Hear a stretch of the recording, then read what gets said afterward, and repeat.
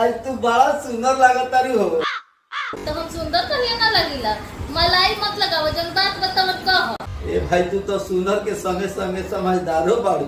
वो तो हम पढ़ले बनी, सर्टिफिकेट मत बताओ, जब बात बताओ कह। देखे भाई बात ई बानू कि गाँव जाए के बाद 200 रुपया दो ना। गाँव में हो वो कहे खाती हो। अब का कही तारा से 60 बरिस पर सर्वे ले आते ले बाड़ू। अगर हम गाँव में ना करी नू तो सब चल जाई। हाँ हो तो तू एक काम कर, हाँ तू लो है पैसा, अच्छा और तू जा गाँव में, हाँ जाके 3 टाइम फोन करी हो। हाँ या बाय मत करो, बुझाई हूँ। हाँ। जेने तेने फोन करके तब के लेखा मत ऐती कर दियो। ना ना ना दिल ना हमारा नहीं खाई।